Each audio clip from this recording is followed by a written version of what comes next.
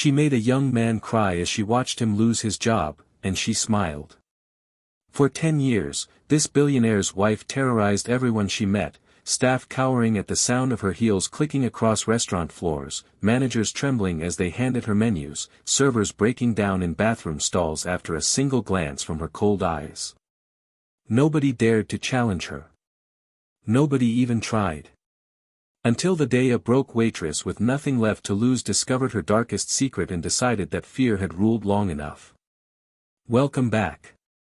If you're enjoying this content, I'd really appreciate it if you'd hit subscribe and like this video. Drop a comment letting me know where you're watching from. I love hearing from you.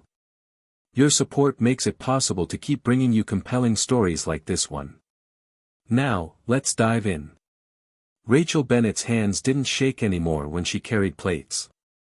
That surprised her, considering everything else in her life had crumbled into dust over the past 6 months.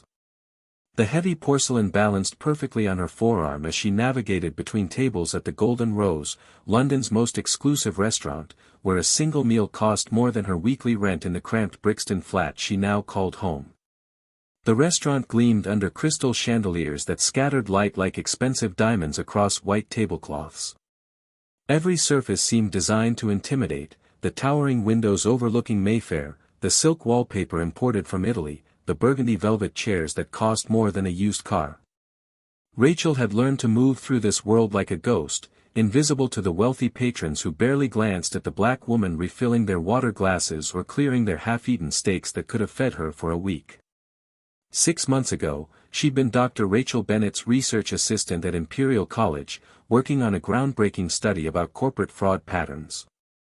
She'd had a real career then, a purpose that made her mother back in Birmingham proud. Then came the funding scandal, the investigation, the department shutdown, and suddenly Rachel found herself with a useless research degree and bills that didn't stop coming just because her life had imploded. The Golden Rose had hired her because they were desperate. 3 servers had quit in 1 week. Rachel learned why on her second day. "She's coming," whispered James, the senior waiter who'd trained her. His face had gone pale, and his hands trembled as he straightened his bow tie for the 5th time. "Everyone to positions. Don't make eye contact unless she addresses you directly. Don't speak unless spoken to. And whatever you do, don't mess up her order." Rachel glanced toward the entrance where the maitre d', Henri, stood at attention like a soldier awaiting inspection. Through the glass doors, she saw a silver Bentley pull up to the curb. "Who's coming?" Rachel asked, but James had already hurried away, his shoulders tight with tension. The door opened, and Victoria Ashford swept inside like winter itself had taken human form. She was beautiful in the way a blade is beautiful, all sharp edges and cold precision. Her blonde hair fell in perfect waves to her shoulders, not a strand out of place. Her cream suit probably cost more than Rachel's entire education, tailored so precisely it seemed molded to her slim frame. Diamonds glittered at her throat and wrists, catching the light with each measured step of her designer heels against the restaurant's polished floor. But it was her eyes that truly unsettled Rachel. Ice blue and utterly empty of warmth, they swept across the room like searchlights hunting for prey. The temperature seemed to drop 10 degrees in her wake. Every staff member in the Golden Rose had frozen. The sommelier stood rigid by the wine cellar. The busboy stopped mid-reach for a water pitcher. Even Henri, normally unflappable, gave a small bow that bordered on subservient. "Mrs. Ashford," Henri said, his French accent thicker than usual. "Your usual table is prepared." Victoria didn't acknowledge him with words. She simply walked past, expecting the world to rearrange itself around her desires. And it did. Henri snapped his fingers, and James practically ran to pull out her chair at the corner table, the best position in the restaurant, with views of both the room and the street, where she could see and be seen. Rachel watched from her station by the kitchen, fascinated despite herself. In her research days, she'd studied power dynamics, the psychology of control. Victoria Ashford was a masterclass in dominance through presence alone. "That's the billionaire's wife," murmured Sophie, another waitress, appearing at Rachel's elbow. Sophie was young, maybe 22, with anxious eyes that darted toward Victoria's table like a mouse watching a cat. Victoria Ashford. Her husband Lawrence owns half of London's property. She comes here twice a week, and every time, someone gets hurt. Hurt how? Sophie's laugh was bitter and small. Last month, she didn't like how Thomas folded her napkin. She had him fired before dessert. Week before that, she sent back her wine 4 times, then complained to the owner that our sommelier was incompetent. He lost his job too. She ruins people for sport. Rachel studied Victoria as she sat alone at her table, phone in hand, looking bored and dangerous. Why does the owner let her do this? Because she's Victoria Ashford. Her husband could buy this place with pocket change and shut it down if she asked. We're all replaceable. She knows it. We know it. Sophie touched Rachel's arm, her grip urgent. Just stay away from her table. Pray you're never assigned to serve her. She's destroyed careers, marriages, lives. There are rumors she had a chef blacklisted from every high-end restaurant in Europe just because his sauce was too cold. The kitchen door swung open, and Henri appeared, his face grim. His eyes scanned the floor staff and landed on Rachel. No. Rachel, Henri said, his voice carrying the weight of a death sentence. You'll be serving Mrs. Ashford this evening. Table 7. The kitchen noise seemed to fade to nothing. Rachel felt every eye in the restaurant turn toward her, staff members looking at her with pity, like she'd just been diagnosed with something terminal. James grabbed her elbow. Just do exactly what she says. Don't try to anticipate her needs, don't make suggestions, don't smile too much or too little. Become invisible. It's the only way to survive her. Rachel looked at Victoria Ashford, who hadn't even glanced up from her phone, and something unexpected flickered in her chest. Not fear, she'd lost too much to be afraid of losing a job she hadn't wanted in the first place. No, what Rachel felt was curiosity. The same instinct that had made her good at research, at uncovering patterns others missed. Victoria Ashford was performing. Every calculated movement, every dismissive glance, every cold silence, it was all theater designed to terrify. And Rachel had spent years learning that people who worked this hard to appear powerful were usually hiding something. She picked up her notepad and crossed the dining room, aware of the weight of anxious stares following her. Victoria finally looked up as Rachel approached, and those ice-blue eyes assessed her with the warmth of a January morning.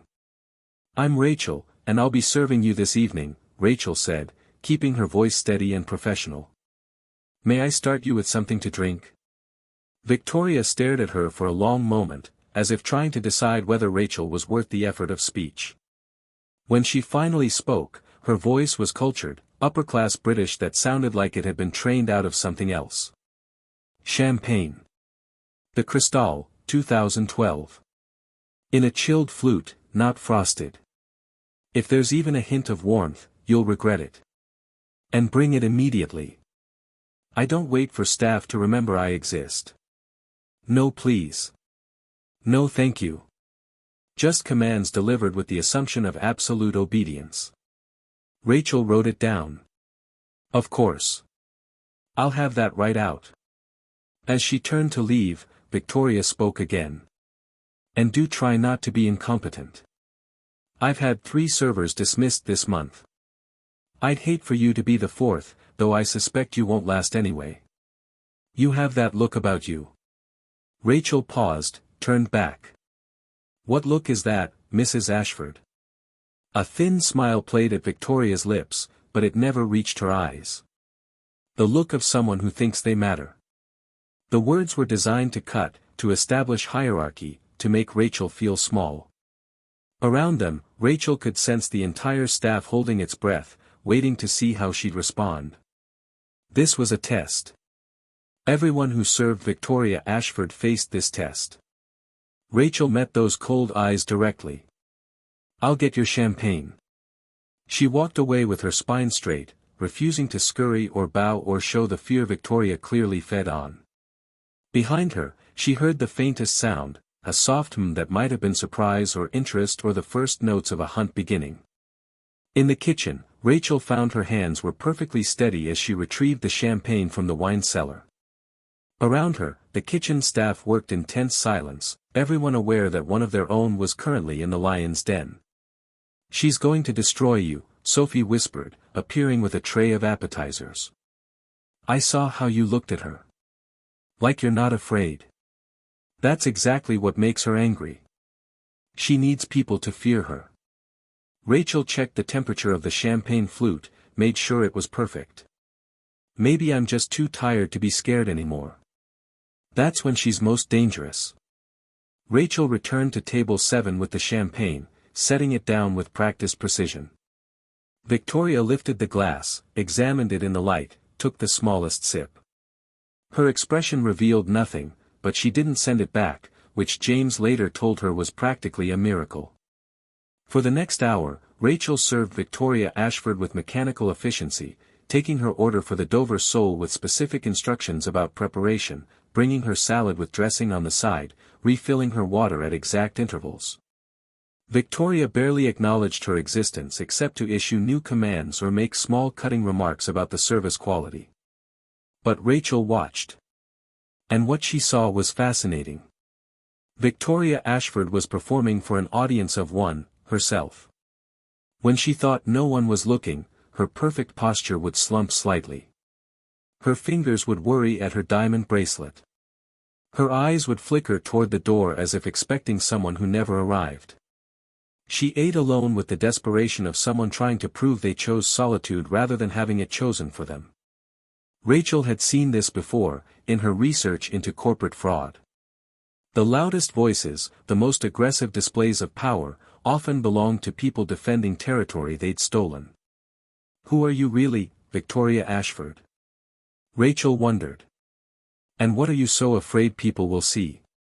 The answer to that question would come sooner than Rachel expected. And when it did, it would shake the Golden Rose, and Victoria Ashford's carefully constructed world, to its very foundations. The soup incident happened on Rachel's 5th night serving Victoria Ashford. It started normally enough. Victoria arrived at precisely 7:30, dismissed Henry's greeting with a wave of her hand, and settled into her corner table like a queen claiming her throne. Rachel had been assigned to her again, which Henri explained with an apologetic shrug meant she'd somehow survived the first encounter without triggering Victoria's wrath. Same as before, Henri had said. Be invisible. Be perfect. Don't give her ammunition. But Rachel had spent the past 4 days thinking about Victoria Ashford. Between shifts, in her cramped flat with its peeling wallpaper and temperamental heating, she'd found herself falling into old habits. Research habits. Investigation habits. The parts of her brain that had made her good at uncovering corporate fraud patterns wouldn't shut off just because she was serving tables instead of analyzing data. She'd started with simple observation. Victoria came every Tuesday and Friday, always alone, always between 7:30 and 8 o'clock. She ordered expensive items but barely ate half of what arrived. She made calls on her phone in clipped, imperious tones but never seemed to actually converse with anyone, just issue instructions and hang up. She wore different designer outfits but they all conveyed the same message, untouchable, wealthy, above everyone around her. Most tellingly, she never smiled. Not once. Even when she delivered her cutting remarks or watched staff members scramble to fix imaginary problems, her face remained a cold mask. Rachel had learned in her psychology courses that genuine power didn't need constant reinforcement. People who were truly secure in their position could afford kindness. Victoria Ashford's cruelty felt like armor. Tonight, Rachel brought out the French onion soup Victoria had ordered as her starter. The kitchen had prepared it perfectly. The broth rich and dark, the cheese melted to golden perfection, the bread crispy on top and soft beneath. Steam rose from the crock in delicate wisps. Rachel set it down with care. Your French onion soup, Mrs. Ashford. Victoria looked at the soup as if it had personally offended her. She picked up her spoon, dipped it beneath the cheese layer, brought it to her lips. Tasted. Set the spoon down with deliberate precision. It's cold, she announced, her voice carrying across the dining room. Rachel blinked. Steam was literally rising from the bowl. I apologize, Mrs. Ashford. I can have the kitchen. Did I ask for your excuses? Victoria's ice blue eyes fixed on Rachel with laser focus. I said it's cold. Are you calling me a liar? Every conversation in the Golden Rose had stopped. Wealthy diners paused mid-bite to watch the show. Staff members froze in position, waiting for the explosion they'd all witnessed before. Rachel looked at the soup, then at Victoria. The woman was lying. Openly, obviously lying. And she was waiting, expecting, Rachel to panic, to apologize profusely, to scramble and beg and reinforce Victoria's power through desperate submission. This was a test. Everything with Victoria Ashford was a test. Not at all, Mrs. Ashford, Rachel said calmly. I'll have the kitchen prepare a fresh bowl immediately. She reached for the soup, but Victoria's hand shot out, gripping Rachel's wrist. Her fingers were cold and strong, her perfectly manicured nails digging in just enough to hurt. Look at me when I'm speaking to you. Rachel met those frozen eyes and saw something flicker in their depths. Not anger, Victoria's anger was always controlled, calculated. This was something else. Something almost like excitement. Like a hunter that had finally found prey that didn't immediately flee. I want you to understand something, Victoria continued, her voice low enough that only Rachel could hear. I have been coming to this establishment for 10 years. In that time, I've had 17 servers fired. 12 kitchen staff dismissed. 3 managers replaced. Do you know why? I imagine you'll tell me, Rachel said quietly. A ghost of surprise crossed Victoria's face before the mask returned. Because I can. Because in this world, there are people who matter and people who serve them. You seem confused about which category you belong to. Let me clarify, you are nothing. Your opinions are worthless. Your feelings are irrelevant. You exist to anticipate my needs and fulfill them without question. If you cannot do that, you will be replaced. Just like the girl before you, and the one before her, and all the others who thought they were clever enough to survive me. She released Rachel's wrist and pushed the soup bowl toward her. Now take this back and try not to disappoint me further. Though I suspect disappointment is all you're capable of providing. Rachel picked up the bowl, feeling the heat radiating from the ceramic against her palms. Around them, the restaurant remained frozen, everyone waiting to see if she would break down like so many others before her. Instead, Rachel felt something unexpected, a spark of recognition. She knew this pattern. Had documented it dozens of times in her research. People who needed to constantly prove their superiority, who required regular displays of submission from others, who built elaborate hierarchies with themselves at the top, they were almost always compensating for something. Defending against exposure. Victoria Ashford wasn't just cruel. She was terrified. Of course, Mrs. Ashford, Rachel said, her voice steady. I'll have this corrected right away. She walked back to the kitchen with measured steps, aware that Victoria's eyes tracked her every movement. Behind the kitchen doors, the staff erupted in whispered concern. She's going to have you fired, James said, his face pale with anxiety. That's how it always starts, the impossible demands, the public humiliation. By the end of the night, Henri will have to let you go just to keep her happy. Maybe, Rachel said, looking at the still steaming soup. Or maybe it's time someone figured out why Victoria Ashford works so hard to make everyone afraid of her. Sophie grabbed her arm. Rachel, don't. Whatever you're thinking, don't. She'll destroy you. She has money, connections, power. You have nothing. Rachel thought about her tiny flat, her empty bank account, her derailed career. Sophie was right, she had nothing left to lose. And sometimes, that was the most dangerous position of all. Then I guess she can't take anything else from me, Rachel said. She had the kitchen reheat the already hot soup and brought it back to Victoria's table. The second bowl was received with the same cold assessment, the same theatrical tasting, and finally, a dismissive nod of acceptance. But as Rachel turned to leave, she heard Victoria speak, not to her, but into her phone, her voice sharp with authority. "I don't care what the contract says, Trevor. Fire him." "Yes, I'm sure. Because I said so, and that should be sufficient." She hung up, and in the brief moment before her mask returned, Rachel saw something in Victoria's expression. A flash of satisfaction that looked almost desperate, like an addict getting a fix. Victoria Ashford didn't just enjoy ruining people. She needed it. And Rachel Bennett was going to find out why. Rachel's investigation began the way all good investigations did, with the smallest details that didn't quite fit.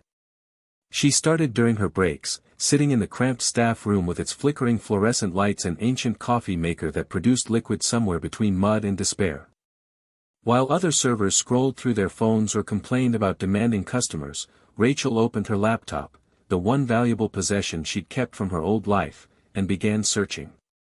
Victoria Ashford's public profile was immaculate. Married to Lawrence Ashford, billionaire property developer, for 12 years. No children. Sat on the boards of 3 charities, though Rachel noticed she never actually attended events, just had her name listed in annual reports. Her social media presence was minimal, a few carefully curated photos at high-end events, always perfectly posed, always alone or with Lawrence looking uncomfortable beside her.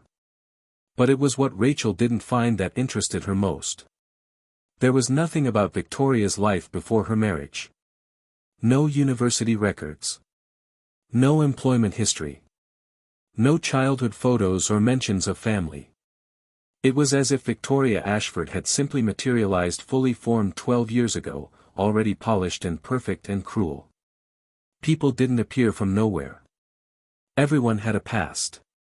And people who worked this hard to bury their history usually had something worth hiding. "You're going to get yourself killed," Sophie said, appearing with 2 cups of terrible coffee and setting one in front of Rachel. "I've seen that look before. You're digging into her." Rachel didn't bother denying it. "Doesn't it strike you as odd? A woman that wealthy, that connected, and there's almost nothing about her online from before her marriage? Maybe she values her privacy. Or maybe she's hiding something." Rachel clicked through another search result, a society page from 10 years ago showing Victoria and Lawrence at a gala. Victoria looked exactly the same, like she'd been born in designer clothes with that ice-cold expression already perfected. People like her don't just value privacy. They curate their image obsessively. Every photo, every appearance, every word is calculated. But you can't curate what doesn't exist. Sophie sat down, glancing nervously toward the door as if Victoria might somehow hear them. "Let's say you're right. Let's say she's hiding something. What are you going to do about it? Expose her? She'll crush you before you can even." "I'm not trying to expose her," Rachel interrupted, though even as she said it, she wasn't entirely sure it was true. "I'm trying to understand her. There's a pattern to how she behaves. The constant need for control, the public humiliations, the way she targets people who show even a hint of resistance. In my old research, we called this compensation behavior. It's what people do when they're defending territory they don't legitimately own. You think she's a fraud? I think she's performing a role. And people who perform this intensely usually do it because they're terrified someone will see who they really are." Over the next week, Rachel became a student of Victoria Ashford. She watched how Victoria held her wine glass, always by the stem, never the bowl, like she'd learned it from a book rather than growing up with it. She noticed how Victoria's accent occasionally slipped, particularly when she was angry, revealing hints of something rougher beneath the cultured tones. She observed how Victoria never ordered certain dishes, anything that might be considered common or working class. No fish and chips, no shepherd's pie, nothing that might connect her to ordinary life. And then there were the phone calls. Victoria made them constantly, always issuing orders, always exerting control over people Rachel never saw. But one Friday evening, as Rachel refilled Victoria's water glass, she overheard something different. "I said handle it, Mother," Victoria hissed into her phone, her voice lower than usual, almost desperate. "I don't care how. Just keep him quiet. If anyone finds out about," she noticed Rachel and went silent, her eyes flashing with warning. Mother. Victoria had a mother she was trying to keep quiet about someone. Rachel filed this away and continued her work, but her mind was racing. Why would someone want to keep their own mother quiet? Unless that mother represented a past Victoria was desperate to erase. That night, after her shift ended and she was back in her flat with rain pattering against the windows, Rachel dove deeper. She expanded her search parameters, looking not for Victoria Ashford, but for variations. Victoria with different last names. Different spellings. Different locations. Nothing. She tried Vicky Ashford. Still nothing useful. Then, on a whim born of desperation, she tried something else, Vicky plus reality TV plus UK. The search results loaded, and Rachel's breath caught. There, buried on page 7 of the results, was a blog post from 15 years ago reviewing a short-lived reality show called Motorway Dreams. It had been one of those cheap productions that followed working-class people trying to break into modeling and entertainment. The blog post was snarky, mocking the contestants' desperation and lack of talent. But it was the screenshot that made Rachel's heart pound.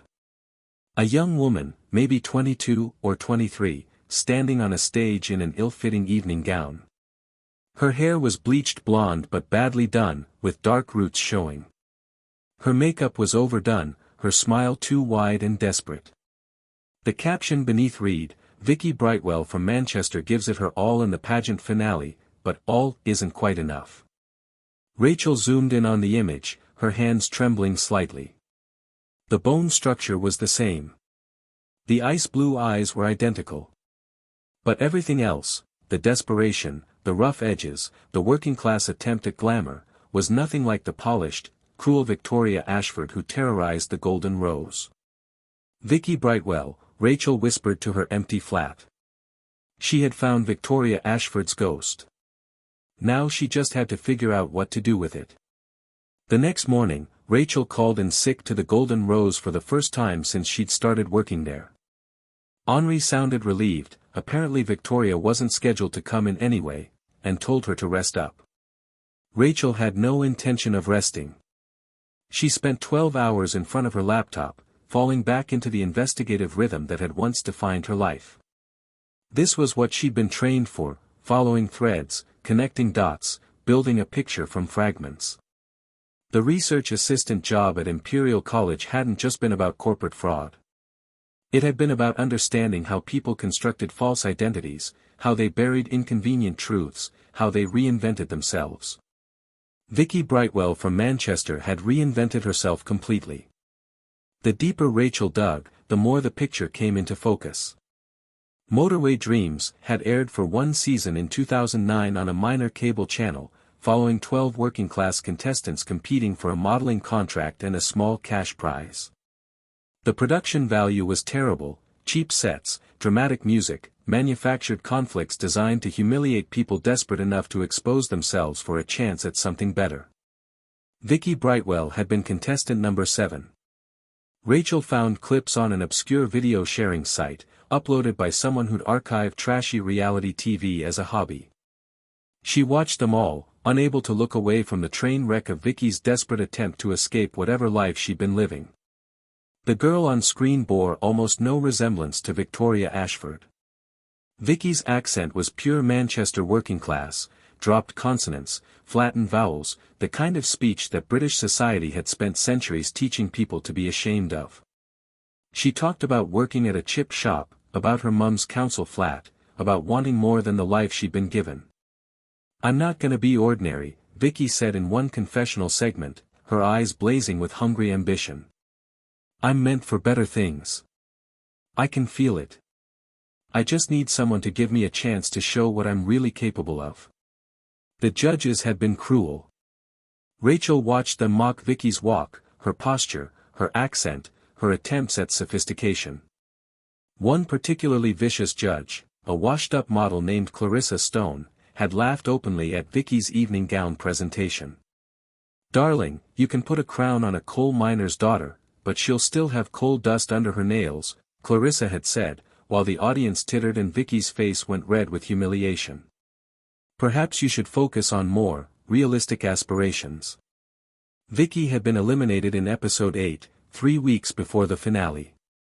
Her exit interview showed her fighting back tears, her makeup smeared, her voice cracking as she insisted she'd prove everyone wrong someday.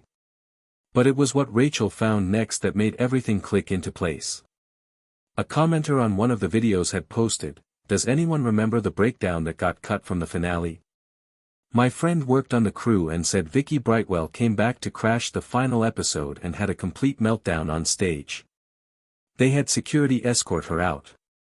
Never aired it because legal got involved. Wild stuff." Rachel sat back in her chair, the pieces assembling in her mind. Vicky Brightwell had been humiliated on national television, had her dreams crushed by people who saw her as beneath them, who mocked her for daring to aspire to their world. And then she'd had some kind of public breakdown that had been buried. How did someone go from that to becoming Victoria Ashford, billionaire's wife, queen of London's high society? Rachel expanded her search, looking for Lawrence Ashford's history around 2010 to 2011. She found it in a business journal profile from 2012, shortly after his marriage to Victoria. The article mentioned that Lawrence had met his wife through mutual friends in Manchester, where he'd been overseeing a property development project. Manchester, where Vicky Brightwell was from. Rachel pulled up more information about Lawrence Ashford. He was older than Victoria by 15 years, had been divorced once before, had a reputation for being brilliant in business but socially awkward. Quiet. Easily overshadowed. The kind of man who might be attracted to someone ambitious and hungry, someone who knew exactly what she wanted and was willing to do whatever it took to get it. Someone like Vicky Brightwell, who'd been told her entire life she wasn't good enough for the world she wanted to enter. Rachel found their wedding announcement in the society pages. The photo showed Lawrence looking uncomfortable in his tuxedo while Victoria, already transformed, already perfect, stared at the camera with those ice blue eyes. There was no mention of Victoria's family. No bridesmaids. No history. Just a simple statement, Lawrence Ashford wed Victoria Sheffield in a private ceremony. Sheffield. Another fake name. Another layer of distance from Vicky Brightwell and Manchester and chip shops and council flats. Rachel understood now. Victoria hadn't just married Lawrence Ashford. She'd used him as a key to unlock the world that had rejected her, mocked her, told her she wasn't good enough. And once inside, she'd made it her mission to become the thing she'd once feared, the person with the power to humiliate others, to make them feel small, to remind them of their place. Victoria Ashford was Vicky Brightwell's revenge on everyone who'd ever made her feel worthless. But revenge built on lies was a fragile thing. And Rachel now held the truth that could shatter it. The question was, what would she do with it? Rachel looked at her reflection in the darkened laptop screen. She saw a woman who'd also lost everything, who'd also been dismissed and discarded when her usefulness ended. The difference was that Rachel hadn't responded by becoming cruel. She just kept trying to find her way back to purpose. But maybe, just maybe, exposing Victoria's truth could serve both purposes, justice for all the people Victoria had destroyed, and a way back into investigation work for Rachel herself. Her phone buzzed. A text from Henri, "Victoria asking for you specifically tomorrow night. Said you're the only server who doesn't bore her. Congratulations." Rachel stared at the message, then at the frozen image of young Vicky Brightwell on her screen, desperate and hungry and humiliated. "Let's see how much I bore you," Rachel whispered, "when you realize I know exactly who you are." She began taking screenshots, saving files, building her evidence. Tomorrow night at the Golden Rose, the balance of power was going to shift. And Victoria Ashford had no idea what was coming. Rachel arrived at the Golden Rose an hour early on Tuesday evening, her heart steady despite what she was about to do. She'd spent the previous day rehearsing conversations in her mind, anticipating Victoria's responses, preparing for every possible outcome. This was the part of investigation work she'd always excelled at, the confrontation, the moment when hidden truths came into the light. But she had to be smart about this. Victoria Ashford wielded enormous power, and a direct attack would only give her time to fortify her defenses or destroy Rachel before the truth could spread. No, this required finesse. Strategy. Henri greeted her with obvious relief. "Thank goodness you're here. Mrs. Ashford specifically requested you."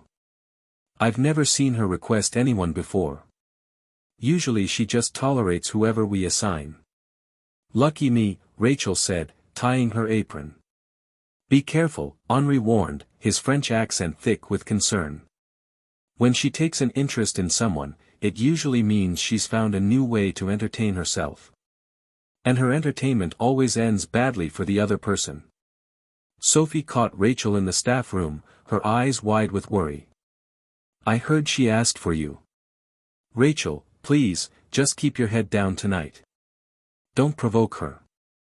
I know you've been researching her, but whatever you found, it's not worth." "What if I told you," Rachel interrupted quietly, "that Victoria Ashford isn't who she claims to be? That everything about her, the accent, the background, the entire persona, is a lie?" Sophie's mouth opened, closed. "I'd say you're insane and you're going to get yourself killed. Maybe. Or maybe it's time someone stood up to her." Rachel checked her reflection in the small mirror by the lockers. She looked tired, dark circles under her eyes from too many late nights researching, her hair pulled back in a simple bun, her uniform pressed but worn. She looked like exactly what she was, a woman with nothing left to lose. And sometimes, that was the most powerful position of all. Victoria arrived at 7:30 precisely, sweeping through the entrance in a black dress that probably cost more than a car. But tonight, Rachel noticed things she'd missed before.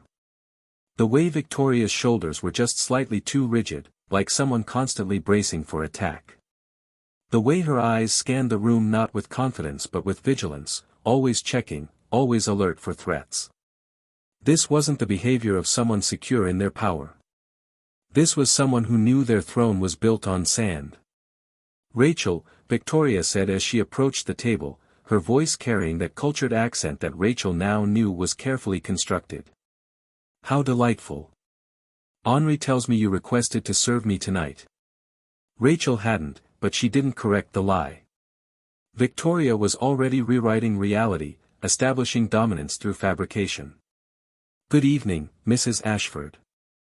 May I start you with your usual champagne? Actually, I'm feeling adventurous tonight."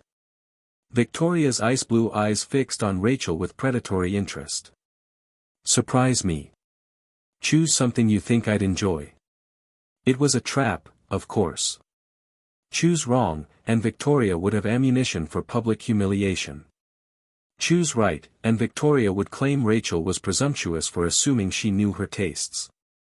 There was no winning move, except to refuse to play the game. "I'm not sure I know you well enough to make that choice, Mrs. Ashford," Rachel said calmly. "Perhaps you could tell me more about your preferences. What you enjoyed growing up, for instance. Family favorites." The question landed like a stone in still water. Victoria's expression didn't change, but something flickered in her eyes, a flash of panic quickly suppressed. "How presumptuous of you to ask about my personal life," Victoria said, her voice cooling by several degrees. "Staff should know their place." "Of course. I apologize." Rachel pulled out her notepad. "The crystal, then?" "Yes. And bring it quickly. I have several calls to make." Victoria dismissed her with a wave, already reaching for her phone. But Rachel had seen what she needed to see. The mention of family, of growing up, had rattled Victoria. The armor had cracked, just for a moment. Rachel brought the champagne, served it perfectly, and began the careful dance of the evening service. She watched Victoria make her phone calls, 3 different conversations where she fired or threatened people whose faces she'd never see, whose lives she'd never have to witness crumbling. Each call seemed to restore something in Victoria, like she was feeding on the power she wielded over others. "You're wondering about me," Victoria said suddenly, looking up from her phone. "I can see it in your face. You're different from the others. They fear me, as they should. But you're curious. Analyzing me. It's almost insulting." Rachel met her gaze. "I'm just trying to do my job well, Mrs. Ashford." "Liar." Victoria's smile was sharp as a knife. "You think you're clever. You think because you can observe, you understand. Let me tell you something about understanding, Rachel. Knowledge without power is worthless. You can know everything about me and it changes nothing. I still decide your fate with a word." "Is that what happened on Motorway Dreams?" Rachel said quietly, the words out before she could stop them. "Did the judges decide your fate with a word?" The restaurant didn't stop spinning. Time didn't freeze. But Victoria Ashford's face went absolutely white, her carefully constructed mask shattering like porcelain dropped on stone. For 5 seconds, neither woman spoke. Victoria's hand trembled slightly on her champagne flute, the first genuine emotion Rachel had ever seen her display. Then Victoria's expression transformed into something terrible, rage mixed with fear mixed with a desperate, dangerous calculation. "Come here," Victoria said, her voice barely above a whisper but carrying the weight of a scream. "Sit down. Now." Rachel glanced around. Other diners were watching, sensing drama. Henri was frozen by the wine cellar, his face pale with horror. Sophie had her hand over her mouth. But Rachel had started this. She had to see it through. She sat down across from Victoria Ashford, and prepared for war. Victoria's perfectly manicured nails dug into the white tablecloth, creating tiny crescent-shaped indentations in the fabric.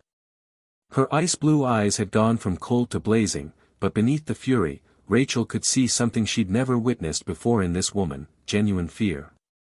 "You have 5 seconds to explain yourself," Victoria hissed, her cultured accent slipping slightly, revealing harder edges underneath. "How dare you mention that? How do you even know about?" She stopped, visibly fighting for control, her chest rising and falling with rapid breaths. Rachel kept her voice low, aware that every server in the Golden Rose was watching this unprecedented scene, a waitress sitting at Victoria Ashford's table like an equal. "I know about Vicky Brightwell. I know about Manchester. I know about the chip shop, the council flat, and what happened at the finale that they didn't air." The color drained completely from Victoria's face. For a moment, she looked exactly like that desperate girl on the reality show, vulnerable and terrified of being exposed. Then her expression hardened into something ugly and dangerous. "You know nothing," Victoria said, but her voice shook. "Nothing. That person doesn't exist anymore. Doesn't she?" Rachel leaned forward slightly. "Because from where I'm sitting, Vicky Brightwell is very much alive. She's just hidden under expensive clothes and a fake accent and 12 years of cruelty. Everything you do, the way you humiliate people, the way you need everyone to fear you, the way you fire servers for folding napkins wrong, it's all Vicky, trying desperately to prove she belongs in a world that once told her she wasn't good enough." Victoria's hand shot across the table, gripping Rachel's wrist with surprising strength. Her nails bit into skin. "Listen to me very carefully," she whispered, her voice trembling with rage. "I have spent 12 years building this life. 12 years becoming someone who matters. Someone who has power. Someone who will never, ever be humiliated again. And you, some broke waitress with delusions of importance, think you can tear that down with a few internet searches?" "I don't want to tear anything down," Rachel said, though she wasn't entirely sure that was true. "I just want to understand why you need to hurt people to feel powerful." "Because." Victoria's voice cracked, too loud, causing nearby diners to turn and stare. She released Rachel's wrist and pulled back, forcing her breathing to steady, reconstructing her composure brick by brick. When she spoke again, her voice was quieter but no less intense. Because the world is divided into two types of people, Rachel. Those who have power, and those who get crushed by it. I know which side I'd rather be on. I lived the alternative. So you became exactly like the people who hurt you. I became better than them, Victoria snapped. Stronger. Untouchable. Do you know what it's like to be looked at like you're dirt? To have people laugh at your dreams because of how you sound, where you come from, who your parents are. To be told you'll never be anything more than what you were born as. For the first time, Rachel heard genuine pain in Victoria's voice. Not the performed drama she used to intimidate staff, but real, old wounds that had never properly healed. Yes, Rachel said quietly. I do know. I had a career I loved, a purpose that mattered. Then it was taken away because of circumstances beyond my control. I lost everything too, Victoria. The difference is I didn't respond by making other people lose everything just to feel better about myself. Victoria laughed, but it was a bitter, broken sound. How noble of you. How virtuous. And where has that gotten you? Serving me champagne while I decide whether to destroy your life with a phone call. She pulled out her mobile, her hands steadier now. You want to know what real power is? Watch. She dialed a number, her eyes never leaving Rachel's face. Henri? Yes, it's Victoria Ashford. I'm calling to inform you that Rachel has been incredibly inappropriate this evening. Invasive, disrespectful, and thoroughly unprofessional. I want her terminated immediately, and I want it understood that she's never to work in any establishment I frequent. Which, as you know, is most of London's better restaurants. Yes, I'll hold. Rachel's heart pounded, but she kept her expression calm. She'd anticipated this. Had known the moment she mentioned motorway dreams, that Victoria would try to crush her before the truth could spread. You can fire me, Rachel said. You can blacklist me from every restaurant in London. But that doesn't change what I know. It doesn't change who you really are. And it doesn't change the fact that somewhere, there's footage of Vicky Brightwell's breakdown at that finale. Footage that didn't air but still exists. Footage that shows exactly who you were before you married Lawrence Ashford and bought your way into the life you're so desperate to protect. Victoria's hand froze, the phone still pressed to her ear. You're bluffing. Am I? Because I spent 2 days tracking down crew members from Motorway Dreams. Found 3 of them on social media. Had some very interesting conversations about what happened that night. About how Vicky Brightwell crashed the finale in a stolen evening gown, drunk and screaming about how she deserved better, about how she'd show everyone. About how security had to drag her off stage while she sobbed and threatened and completely fell apart on camera. It was partially a bluff. Rachel had found the crew members but hadn't actually contacted them yet. But Victoria didn't know that, and the panic in her eyes confirmed that every word of the story was true. One of them still has the raw footage, Rachel continued, her voice steady despite her racing pulse.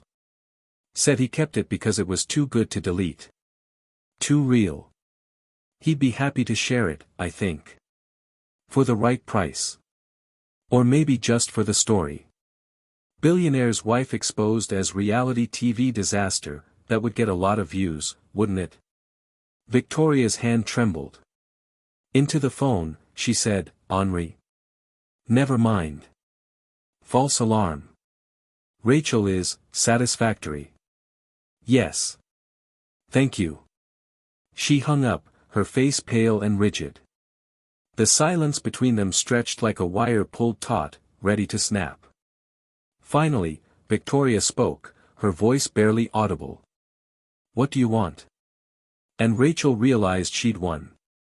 Rachel hadn't expected the question. In all her rehearsals, all her mental preparations for this confrontation, she'd imagined Victoria would fight harder, would use every weapon in her considerable arsenal before surrendering to a simple question: "What do you want?" The honest answer was that Rachel didn't know. She'd been so focused on uncovering the truth, on understanding the woman behind the cruelty, that she hadn't thought beyond the exposure itself. What did she want? Money? Revenge? To see Victoria suffer the way she'd made so many others suffer. "I want you to stop," Rachel said finally, surprised by her own words. "I want you to stop destroying people because you're afraid they'll see through you. I want you to understand that the power you've built, it's hollow. It doesn't protect you. It just isolates you." Victoria laughed, but there was no humor in it. "How therapeutic. You've discovered my tragic backstory and now you think you can save me? I don't need saving, Rachel. I need what I've built to stay intact. That's all that matters." "Is it?" Rachel glanced around the Golden Rose, at the nervous staff, at the wealthy diners pretending not to watch their table, at the empire of fear Victoria had constructed. "You come here twice a week, alone. You make phone calls to people you never see. You wear different expensive dresses but they all send the same message. When was the last time you actually enjoyed anything? When was the last time someone looked at you with something other than fear or calculation?" "Enjoyment is for people who have nothing to lose," Victoria said, but her voice had lost its sharp edge. She looked suddenly exhausted, the mask she wore every day becoming too heavy to hold up. "You think I don't know what I've become? You think I chose this?" "Yes," Rachel said firmly. "You did choose this. Maybe at first you were just protecting yourself, building armor against a world that had hurt you. But somewhere along the way, you decided that hurting others first was easier than risking being hurt again. You chose cruelty over courage." Victoria's eyes flashed with anger, but beneath it, Rachel saw something else: recognition. The truth landing like a blow. "You have no idea what it took to get here," Victoria whispered. "What I had to do. Who I had to become. Lawrence didn't marry Vicky Brightwell from Manchester. He would never have looked at her twice. I had to kill that girl to become someone worth marrying. Someone worth respecting. Someone who would never, ever be laughed at again." "But you're still afraid," Rachel said gently. "Every day, you're terrified someone will see through the performance. So you attack first, keep everyone off balance, make sure no one gets close enough to notice the cracks. That's not power, Victoria. That's prison." For a long moment, Victoria stared at her, those ice-blue eyes searching Rachel's face for mockery, for judgment, for the cruelty Victoria herself had perfected. When she found none of those things, something in her expression shifted, just slightly, just enough. "What do you really want?" Victoria asked again, but this time the question sounded different. Less like a negotiation and more like genuine curiosity. Rachel took a breath. "I want the truth about what happened that night at the finale. The real story, not the rumors. And I want you to leave the Golden Rose alone. No more firings, no more terrorizing the staff, no more using this place as your personal stage for performing dominance. Find somewhere else to eat. Let these people breathe. And in exchange? In exchange, Vicky Brightwell stays buried. The footage stays hidden. Your secret remains yours." Victoria studied her for a long time, her expression unreadable. Then, slowly, she nodded. "The finale was 17 days after I'd been eliminated. I'd spent those days drinking, crying, hating everyone and everything. I'd used the last of my savings to buy a dress, not a nice one, but better than anything I'd owned before. I convinced myself that if I could just get back on that stage, if I could just make them see me again, they'd realize they'd made a mistake." Her voice had changed. The cultured accent was slipping away, revealing the Manchester underneath, not completely, but enough that Rachel could hear Vicky Brightwell speaking through Victoria Ashford's mouth. "I crashed the finale during the final runway walk. Got past security because I flirted with one of the guards. Stepped onto the stage in my cheap dress and my smudged makeup and demanded they give me another chance. The judges, God, you should have seen their faces. Like I was something diseased that had crawled up from the gutters. Victoria's hands were trembling now, holding her champagne glass but not drinking from it. Clarissa Stone, the one who'd mocked me before, she started laughing. Said I was pathetic. Said I was exactly why working-class girls shouldn't be allowed on television, because we didn't understand our place. And I just broke. Started screaming. Crying. Told them I deserved better, that I was better than all of them. Security dragged me off while hundreds of people watched and laughed and recorded it on their phones. That must have been devastating, Rachel said quietly. It was liberating, Victoria said, and for the first time, she smiled, not the cold, calculated smile she used as a weapon, but something genuine and slightly mad. Because in that moment of complete humiliation, I realized something. The only way to never be humiliated again was to become the person who does the humiliating. To be the one with power. To make them all sorry. And did it work? Rachel asked. Did it make you feel better? Victoria's smile faded. She looked down at her champagne, at the golden bubbles rising and bursting, endlessly. No, she whispered. It never does. The admission hung between them like smoke, fragile and dissipating but undeniably real. Then Victoria stood, smoothing her dress with hands that had finally stopped shaking. You'll have what you asked for. I won't return to the Golden Rose. There are other restaurants, other places where I can be Victoria Ashford without, she stopped, unable to finish the sentence. Without someone seeing through you, Rachel thought but didn't say. Victoria pulled out her wallet, extracted several crisp 50-pound notes, and placed them on the table. For your trouble. And your discretion. I don't want your money. Take it anyway. Victoria turned to leave, then paused. You know what the worst part is? I actually respected you. You're the first person in years who wasn't afraid of me. Who saw me and didn't run. Maybe that's what you needed, Rachel said. Someone who wasn't afraid to tell you the truth. Victoria's laugh was soft and sad. Maybe. But truth is a luxury I can't afford. Goodbye, Rachel Bennett. I hope you find whatever it is you're looking for. She walked toward the exit, her heels clicking against the floor with that familiar, threatening sound.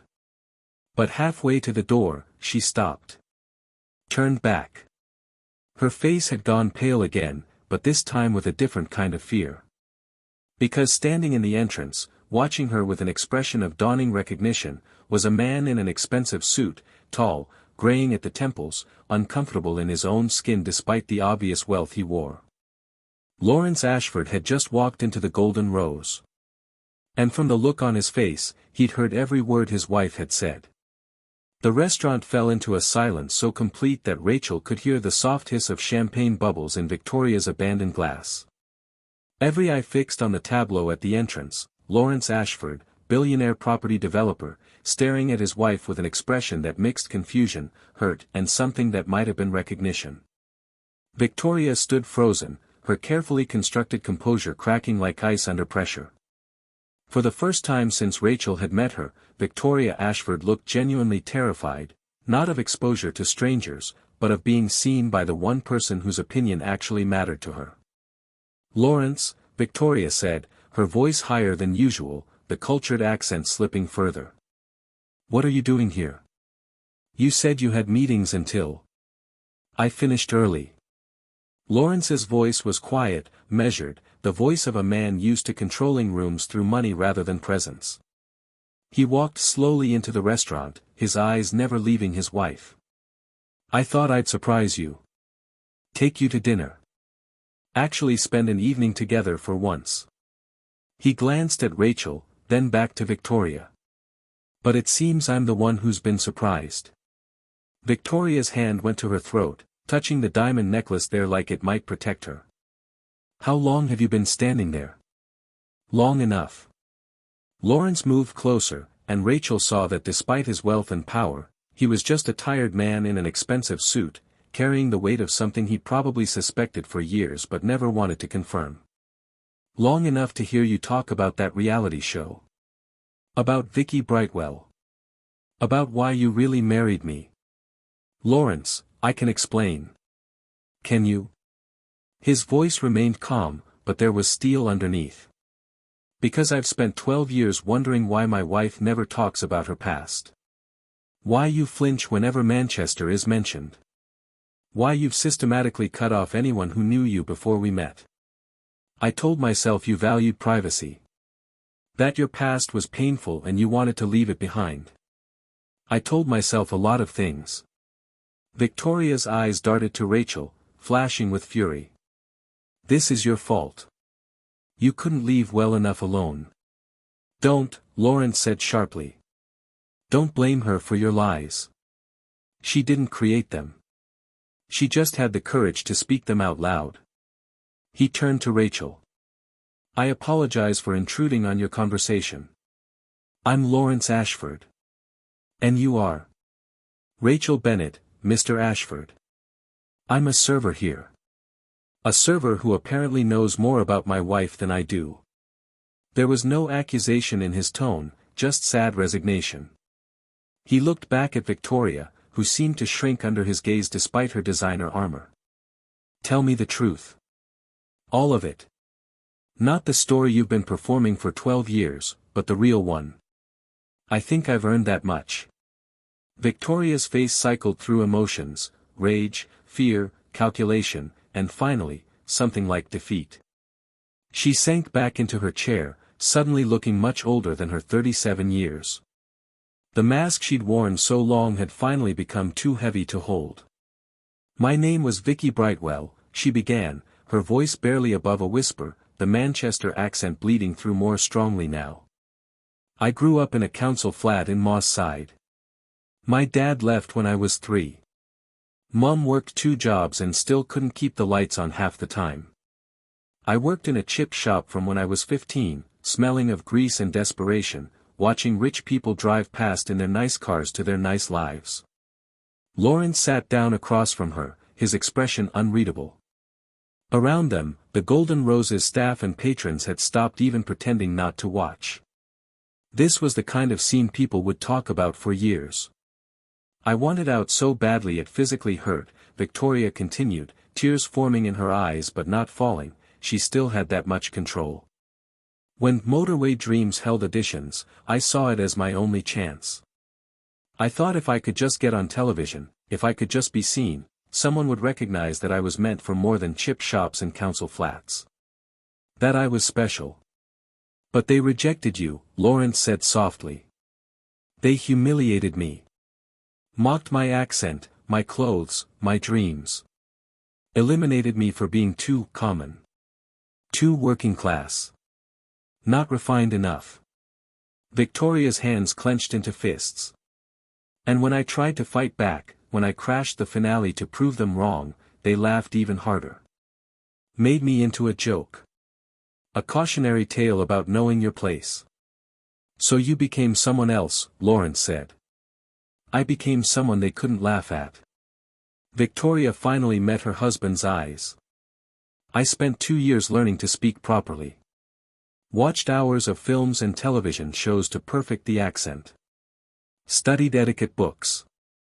Learned which fork to use, how to hold wine glasses, what to wear to the opera even though I'd never been to one. I killed Vicky Brightwell and built Victoria Sheffield in her place. And then you found me, Lawrence said. A lonely, awkward billionaire working on a property development in Manchester. A man who'd just gone through a divorce and was vulnerable. Easy. The word landed like a slap. Victoria flinched but didn't deny it. At first, yes, she admitted, her voice cracking. At first, you were just my ticket into the world I'd been denied. A shy, wealthy man who seemed grateful anyone paid attention to him. Who didn't ask too many questions about my past because he was so happy someone wanted his present. And now? Lawrence's voice was carefully neutral, but Rachel could see his hands trembling slightly on the table. Victoria was quiet for a long moment. When she spoke, her voice was different, smaller, more vulnerable than Rachel had ever heard it. Now I'm terrified. Every single day, I'm terrified you'll wake up and realize you married a lie. That you'll see through the performance and remember I'm just a chip shop girl from Moss Side who got lucky. That you'll leave me, and I'll have nothing again. So I push everyone away first. I make them fear me before they can reject me. I prove I'm powerful before anyone can remind me I'm not. A single tear finally escaped, running down Victoria's perfectly made-up cheek. I've been so cruel to so many people, Lawrence. Not because I enjoyed it, but because I was terrified. Every server I fired, every person I humiliated, I was just trying to prove I belonged. That I had earned my place. That Vicky Brightwell was really, truly dead. Lawrence stared at his wife for a long time. The restaurant held its collective breath. Then he did something no one expected. He reached across the table and took Victoria's trembling hand in his. I wish you'd told me, he said quietly. I wish you trusted me enough to show me who you really were. Because the truth, Victoria, or Vicky, or whoever you are, the truth is that I fell in love with the moments when your mask slipped. When you'd laugh at something on television and your accent would come through. When you'd order fish and chips late at night when you thought I was asleep. When you'd look at council estates as we drove past and your face would go soft with something like homesickness. Victoria sobbed, the sound breaking free despite her attempts to contain it. I thought you'd despise me if you knew. I despise what you've become in trying to hide it, Lawrence said, and his voice was firm but not cruel. I despise the woman who fires servers for sport and terrorizes staff because she's afraid. That woman, that's not the person I married. That's not even Vicky Brightwell. That's just fear wearing expensive clothes. He released her hand and stood. I'm going home. I need time to think about all of this. About what's real and what's performance. About whether we have a marriage or just a very elaborate lie. Lawrence, please. I'm not leaving you, he said, cutting off her panic. Not yet, anyway. But I need space. And you, he looked at her with something between pity and disappointment. You need to figure out who you actually want to be. Not Victoria Ashford the terrorizer. Not Vicky Brightwell the victim. Just, you. Whoever that is. He walked toward the exit, then paused and turned back to Rachel. Thank you, Ms. Bennett. For having the courage my wife needed. And for showing me the truth I've been avoiding. Then he was gone, leaving Victoria collapsed at her table, her perfect facade finally, completely shattered. And Rachel standing there, wondering if exposing the truth had been an act of justice or just another form of cruelty. 3 months later, Rachel Bennett walked into a gleaming office building in Canary Wharf, her heels clicking confidently against the polished stone floor. She wore a tailored navy suit, not designer, but professional enough, and carried a leather portfolio that had cost her a week's worth of tips from the Golden Rose. The Golden Rose. She smiled slightly at the memory. She hadn't been back since that night, but the story had spread through London's restaurant community like wildfire. The night Victoria Ashford's empire crumbled. The night a waitress exposed a billionaire's wife. The night everything changed. Ms. Bennett? A receptionist looked up with a warm smile. Mr. Hartwell is ready for you. 10th floor, corner office. Rachel rode the elevator up, watching the London skyline expand through the glass walls. She'd spent the weeks after Victoria's exposure waiting for retaliation, for lawyers, for threats. They never came. Instead, something unexpected happened. 2 days after the confrontation, a man had approached her at the end of her shift at the Golden Rose. Distinguished, in his 60s, with kind eyes and an expensive suit that actually looked comfortable on him. Ms. Bennett? My name is Thomas Hartwell. I was dining at the Golden Rose the night you confronted Victoria Ashford. I heard everything. He'd handed her a business card. I run an investigative firm specializing in corporate fraud and identity verification. We help companies vet potential partners, uncover hidden conflicts of interest, find the truth when people are lying. And from what I witnessed, you have exactly the skills we need. I'd like to offer you a position as a lead investigator. Rachel had stared at the card, barely believing what she was hearing. A way back into investigation work. A way back to purpose. Think about it, Thomas had said.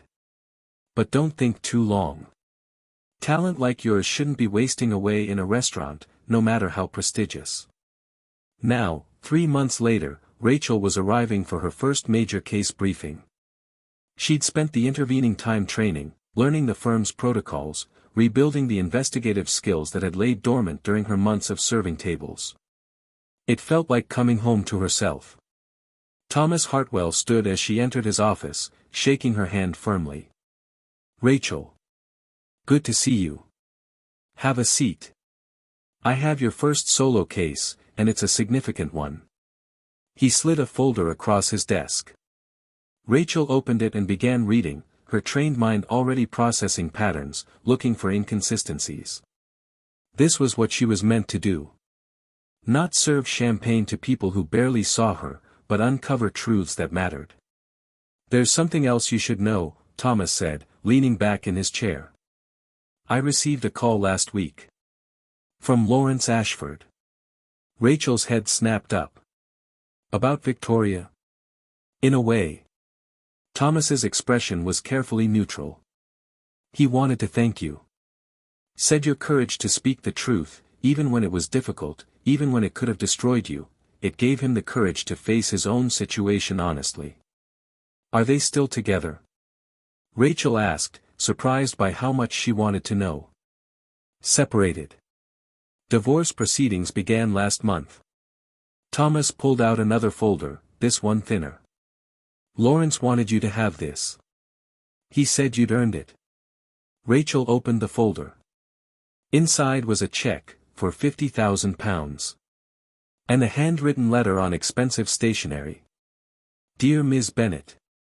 I've spent the past 3 months thinking about the night you exposed my wife's past at the Golden Rose. At first, I was angry, at you, at Victoria, at myself for being blind for so long. But anger gave way to something else, gratitude. You did what I should have done years ago. You spoke truth to power, even when it could have cost you everything. You showed me that I'd been enabling Victoria's cruelty through my silence, my money, my willingness to look away rather than confront difficult realities. Victoria and I are divorcing. It's not because of who she was. I could have loved Vicky Brightwell from Manchester just as easily as Victoria Ashford. It's because of who she became in trying to hide that girl. The cruelty, the fear, the need to destroy others to feel secure.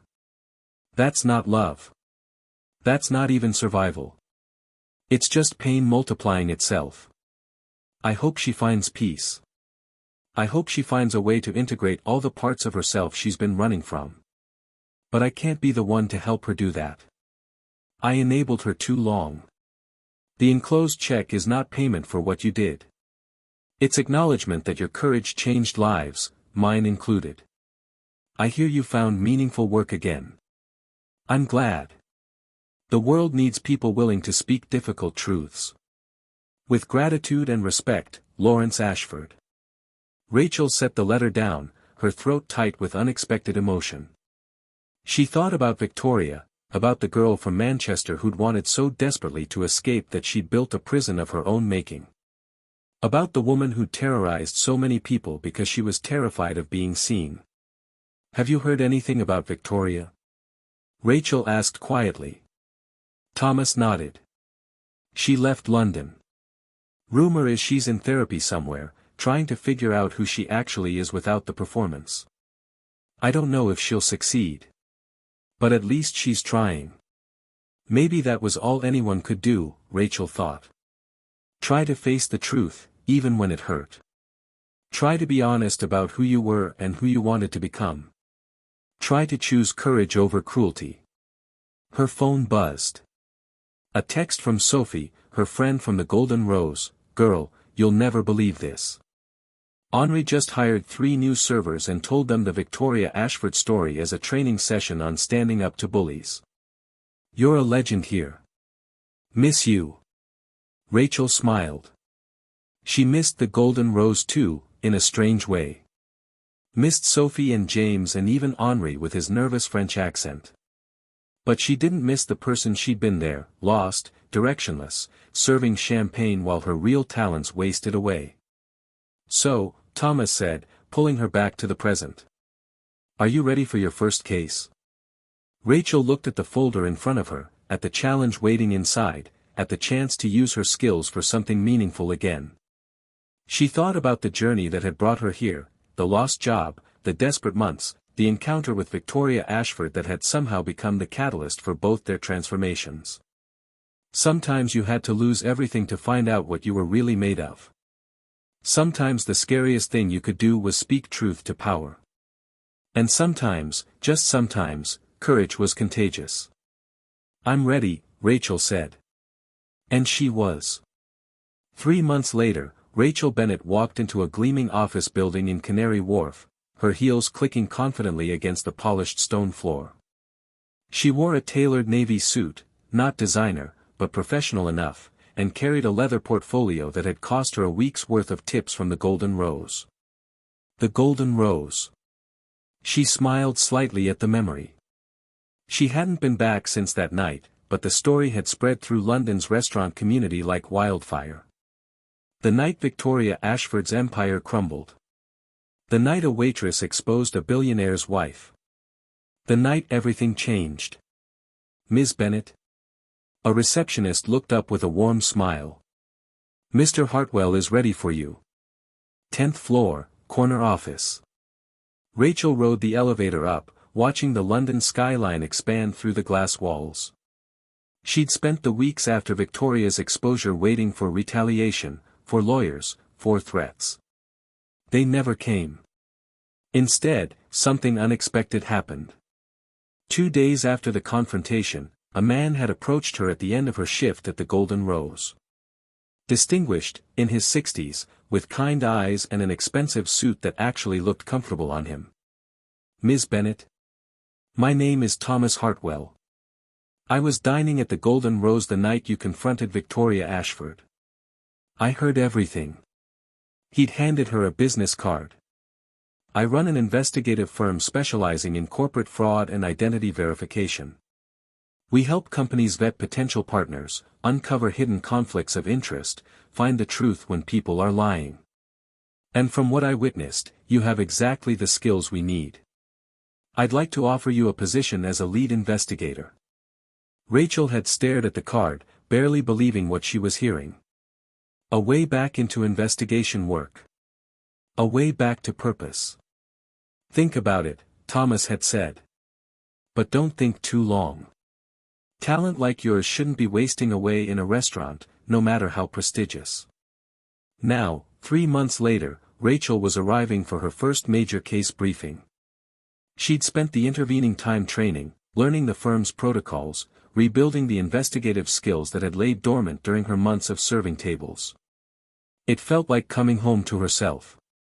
Thomas Hartwell stood as she entered his office, shaking her hand firmly. Rachel. Good to see you. Have a seat. I have your first solo case, and it's a significant one. He slid a folder across his desk. Rachel opened it and began reading, her trained mind already processing patterns, looking for inconsistencies. This was what she was meant to do. Not serve champagne to people who barely saw her, but uncover truths that mattered. There's something else you should know, Thomas said, leaning back in his chair. I received a call last week. From Lawrence Ashford. Rachel's head snapped up. About Victoria? In a way. Thomas's expression was carefully neutral. He wanted to thank you. Said your courage to speak the truth, even when it was difficult, even when it could have destroyed you, it gave him the courage to face his own situation honestly. Are they still together? Rachel asked, surprised by how much she wanted to know. Separated. Divorce proceedings began last month. Thomas pulled out another folder, this one thinner.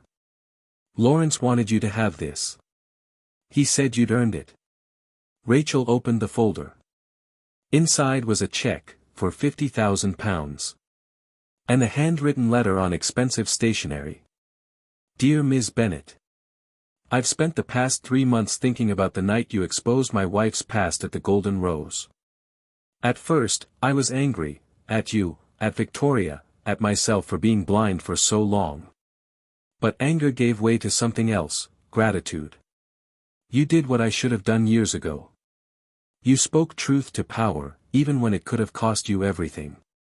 You showed me that I'd been enabling Victoria's cruelty through my silence, my money, my willingness to look away rather than confront difficult realities. Victoria and I are divorcing. It's not because of who she was. I could have loved Vicky Brightwell from Manchester just as easily as Victoria Ashford. It's because of who she became in trying to hide that girl. The cruelty, the fear, the need to destroy others to feel secure. That's not love. That's not even survival. It's just pain multiplying itself. I hope she finds peace. I hope she finds a way to integrate all the parts of herself she's been running from. But I can't be the one to help her do that. I enabled her too long. The enclosed check is not payment for what you did. It's acknowledgement that your courage changed lives, mine included. I hear you found meaningful work again. I'm glad. The world needs people willing to speak difficult truths. With gratitude and respect, Lawrence Ashford. Rachel set the letter down, her throat tight with unexpected emotion. She thought about Victoria, about the girl from Manchester who'd wanted so desperately to escape that she'd built a prison of her own making. About the woman who'd terrorized so many people because she was terrified of being seen. Have you heard anything about Victoria? Rachel asked quietly. Thomas nodded. She left London. Rumor is she's in therapy somewhere, trying to figure out who she actually is without the performance. I don't know if she'll succeed. But at least she's trying. Maybe that was all anyone could do, Rachel thought. Try to face the truth, even when it hurt.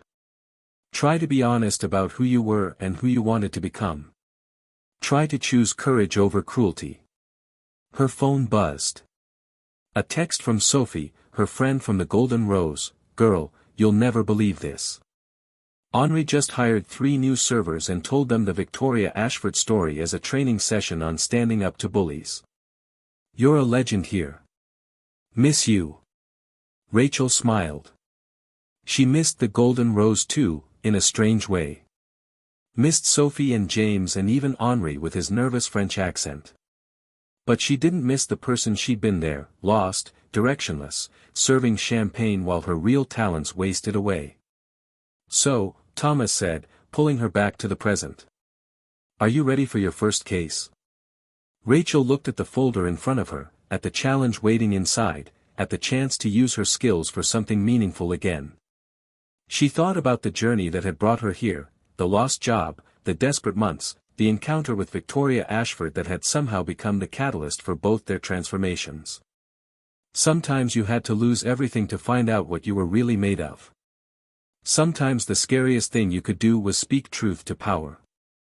And sometimes, just sometimes, courage was contagious. I'm ready, Rachel said. And she was. 6 months after Rachel's first case, on a cold January evening, she received an email from an address she didn't recognize. The subject line simply read, "Thank you. Dear Rachel. You don't know me, but I used to work at the Golden Rose. I was one of the servers Victoria Ashford had fired 2 years ago. She humiliated me in front of a full dining room because I brought her water with ice when she'd wanted it without. I lost my job, got blacklisted from several restaurants, fell into depression, and spent months thinking I was worthless. Then I heard the story about what you did. About how you stood up to her. About how you exposed her truth and broke her power over all of us. At first, I didn't believe it. Victoria Ashford seemed untouchable. But then people confirmed it was true. She was gone, her reign of terror was over. I'm writing to tell you that your courage gave me courage. If you could stand up to her, I could stand up to the voice in my head telling me I deserved what happened. I got therapy. Found a new job at a restaurant where I'm treated with respect. Started believing again that I matter. You probably never thought about the ripples of what you did that night. But those ripples reached people like me, all the servers and staff who'd been crushed by Victoria Ashford's cruelty. You showed us that bullies can be beaten. That truth is more powerful than fear. That standing up matters, even when it's terrifying. So thank you. Thank you for your courage. Thank you for seeing through her masks. And thank you for reminding me that I'm not worthless, no matter what anyone tries to make me believe. With deepest gratitude, a fellow survivor. Rachel read the email 3 times, tears streaming down her face. She'd spent months wondering if exposing Victoria had been the right thing to do. Wondering if she'd been motivated by justice or by her own pain. Wondering if destroying someone's carefully constructed life, even a life built on cruelty, was ever truly justified. This email didn't answer all those questions. But it reminded her of something important. Sometimes courage wasn't about being certain you were right. It was about being willing to act when you saw injustice, even when the cost might be everything you had left. She saved the email in a folder labeled, "Why It Matters," and returned to the case file on her desk. Another investigation, another search for truth, another chance to use her skills for something meaningful. Outside her window, London sparkled with evening lights, millions of lives intersecting, millions of stories unfolding, millions of people just trying to survive in a world that could be cruel. But also millions of chances for courage. For truth. For standing up when it mattered most. Rachel Bennett had found her purpose again. Not in serving champagne to people who barely saw her, but in uncovering truths that mattered. In being brave when bravery was hard. In remembering that everyone, even billionaires' wives who'd spent years being cruel, was human underneath the performance. She thought about Victoria, wherever she was now, hopefully learning to integrate all the fractured pieces of herself. Hopefully, finding peace with being both Vicky Brightwell and Victoria Ashford and whoever else she needed to be. And she thought about herself, the research assistant who'd lost everything, the waitress who'd discovered courage she didn't know she had, and the investigator who'd found her way back to purpose. Sometimes the scariest thing you could do was face the truth. But sometimes, facing the truth was the only thing that could set you free. Rachel smiled, picked up her pen, and got back to work. Because there were always more truths to uncover. More bullies to expose. More people who needed someone brave enough to stand up and say, "Enough." And Rachel Bennett had discovered she was exactly that brave. What would you have done in Rachel's position? Would you have exposed Victoria's past, knowing it might destroy her life, or would you have kept the secret and walked away? Share your thoughts in the comments below. I'd love to hear what you think about the line between justice and revenge. Thank you so much for watching. Your support truly means everything to me. If you enjoyed this story, please take a moment to like and subscribe. It only takes a second but helps immensely in bringing you more content like this. I've got another compelling video ready for you. Just click on it now to continue. See you in the next one.